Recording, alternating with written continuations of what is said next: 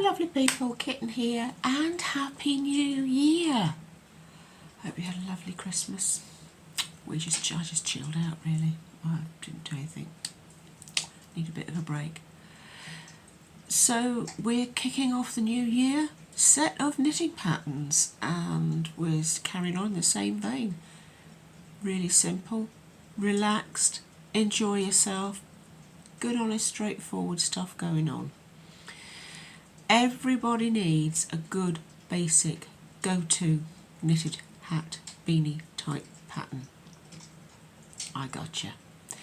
The crown on this one is particularly pretty, and once you've mastered the pattern you can do all sorts of things with it. You can add stripes, you can put in cables, you could use textured yarn, you can add motifs on it, you can do all sorts of things. I'll take you through the basic pattern. You can do it in an evening.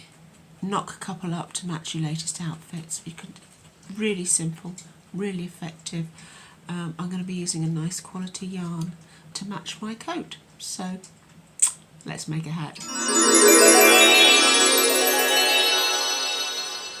For this pattern you will need some chunky weight yarn. I'm using James Brett Chunky with Merino, straightforward, quality acrylic, a bit of a merino in it. Any chunk of yarn will do. 2 strands of double knitting will make your chunky yarn. You can use it in different colours to get a pretty effect if you want to. You need a pair of 6mm knitting needles. You'll need a row counter. I can't be bothered to find mine, so I'm going to write it on my pattern. Pair of scissors to trim the wool, needle to sew up. Gather your supplies and your drink. I've got my hot milk.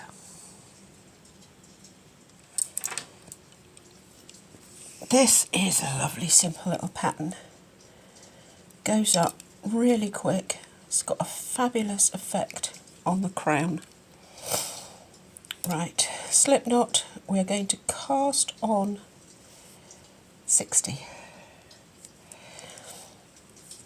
I would suggest that you work it out, you knit it up once the way the pattern is, and then you start playing with it. When you cast on, to get a neat line along the bottom, you want to go through both of those at the same time. If you go through one, this side will get baggy and you'll get an uneven line. That's something that happens a lot. People come to me and say, why is it all so saggy and baggy? That's because you need to go through both sides. It's called a hard cast on this.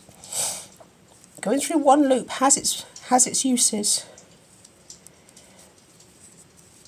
Just not every day, just not for this kind of project. So we are happily going to sit here and we cast on 60. It's funny, you know, you get a feeling. I'm not counting these. I don't count as I cast on. Oh, I've just cast on. I haven't taken the ball band off. Normally I come from the middle because it's easier, but I wasn't paying attention. You do gradually build up a feel for how many stitches are on the needle, how much roughly it is. And I'm usually pretty much thereabouts when I think, oh, I'd better just check and count them. I'm usually sort of 2 or 3 either way. So I'm going to sit here, I'm going to cast on 60. Just like that. So we have our 60 stitches. We want to work a rib in a knit 1, purl 1. Go in, work your knit, bring it forward to work your purl. And just go all the way along the row like that. The reason we work a bit of rib at the bottom of things is to give it a bit of structure it gives it a bit of expansion, holds it together and keeps it neat. Quite often you will find that the rib is worked in the half-sized down needle. So you'd be doing a 5.5 to do this. And the reason for that is because it gives a little more tension to the rib. It stops it fanning out and becoming stretchy and baggy. I don't know that we keep jumpers for 30 or 40 years anymore. Certainly not worthwhile for kiddies. They're in and out of it in 6-8 weeks. The poor little garments don't get a chance to get stretchy and baggy. But if you're working with a very expensive yarn and you're working with a jumper that you're going to hand wash and look after and expect to last for a good many years, then yes, work your rib half size down. And that'll just give it that bit of extra body, bonds the stitches together to make it a little bit, makes the stitches a little bit smaller, puts a little bit more structure into them. But this at the bottom will stop, it stops the garment getting out of shape basically. And then it's up to you how much of a rib you want. If it's something you're not keen on, you want to go in straight plain knitting, then possibly I would suggest 4 rows is about as little as you could get away with. I like a nice deep rib. I like the lines, I think it looks orderly and structured. So I think this pattern recommends 6 rows of rib. But actually I'm going to work possibly even 4 inches. So I've got a nice juicy turn back. Personal preference.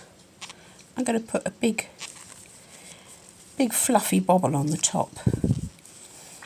And I kind of think it balances it out a bit. If you just want something really small and neat and you don't want to be bothered with that all that faff, then a narrow bit of rib is good enough. So when you come to your second row, you're going to be looking at it and you're going to be deciding. You've got to keep your flats on top of your flats and your bumps on top of your bumps. So, very clear, obvious. There's your bump, there's your bump. This is flat.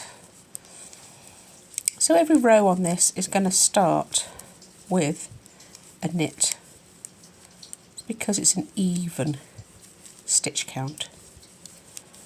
It's an even stitch count because of the way I constructed the crown on the top. But an added bonus with an even stitch count is that every row starts with a knit, so you don't have to think about it. So I'm going to go and curl up in front of the telly and I'm going to knit 4 inches. Yeah, I reckon 4 inches, a nice deep rim. I've knit 1 purl, 1 rib. I'm sure the dog... Oh, actually he's sitting on my spot snoring his head off. I must get some pictures of him snoring because he's so cute when he snores. I'm going to go and finish this and I'll catch up with you in a minute. So, do love a lovely rib. So pretty. If you find you're getting unevenness, gappy bits, that'll be your tension.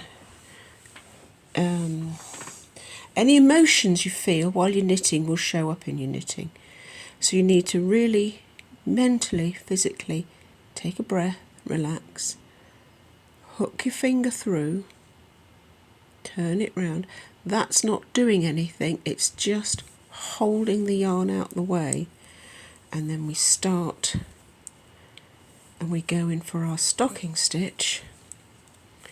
to work the body of our hat, which is a row of plain knitting and a row of plain purling. Just carry on. This little finger is not doing anything. If you get tired, I quite often have to switch through two. Doesn't matter. I think that's my favourite one actually.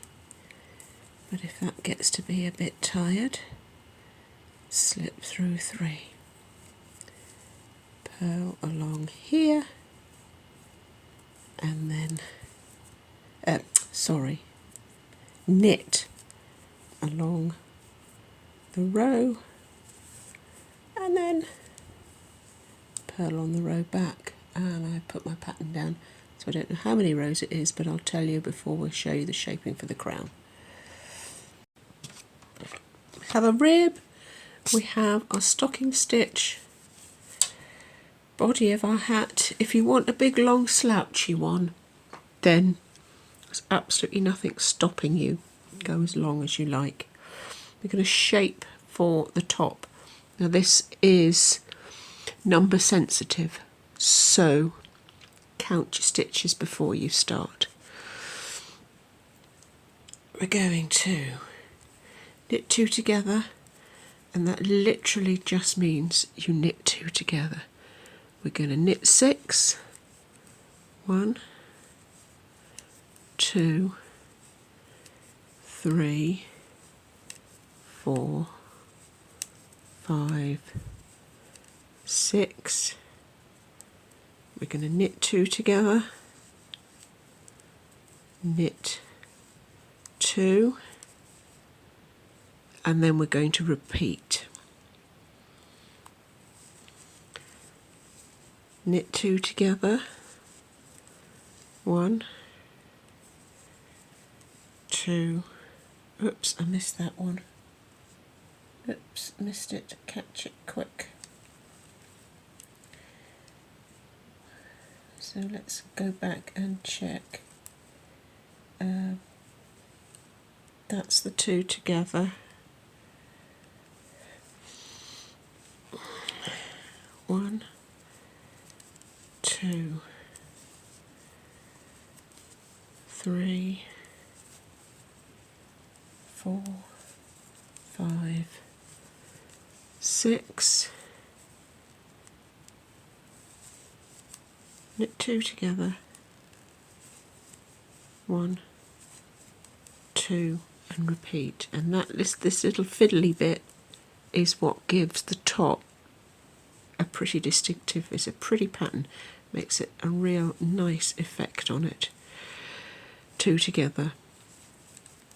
1, 2, 3, 4, 5, 6,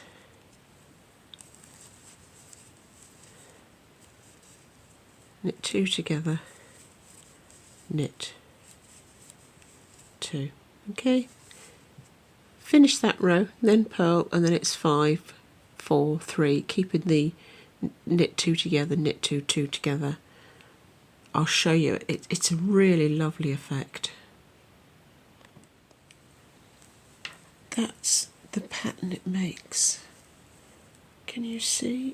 It produces these wider bits with these little triangles narrowing up. It's really a little bit different.